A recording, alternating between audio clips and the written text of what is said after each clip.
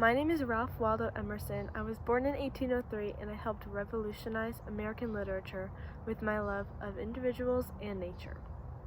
In the early 1830s, I was awestruck when I learned that machines were being built that could replace people.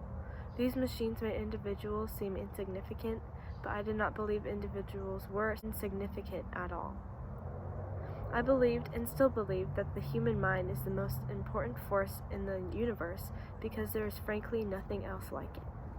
Without individuals, there would be no spirits thriving in nature after death because there would be no spirits. One thing that helped me understand the true importance of individuals and nature was my journal. Being able to write down my thoughts and feelings to create a story, lecture, or poem could impact the lives of so many people. Helping others understand the importance of themselves was predominant in retrospect to most other things. Another thing that is very important to me is Oversoul. This is one of my personal beliefs, which is a universal spirit that allowed all beings to return after death. Returning after death? That seems impossible, doesn't it? It might sound a bit eccentric, but with the belief that every individual is a part of the mind of God, anything is possible, including returning after death. I relate to nature as a man relates to a vegetable. Men reward vegetables with the gift of growth, and vegetables reward men by replenishing them with their nutrients. Everything goes hand in hand. I respect and honor nature while nature honors and respects me.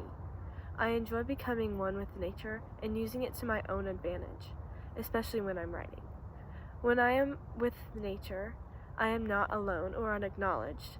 Nature knows my motives are not meant for any harm, and I know nature's motives are not meant for any harm towards me.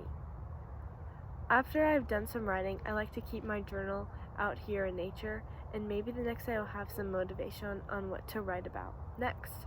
I like to keep my journal underneath these fern leaves because each leaf looks a little bit different from the other, but they all grow from the same roots. A powerful saying that I often reflect back to is the fact that nature wears the colors of the spirits. This is so powerful because nature welcomes anyone and anything to be a part of it and lets individuals decide how they feel about it. Nature cannot tell us why it rained on a specific day.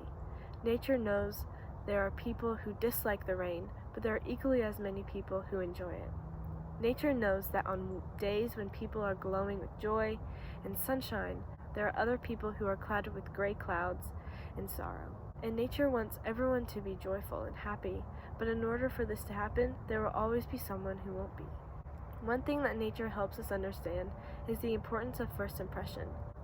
For example, when you look at this plant, it looks like a flower, but when you get closer to it,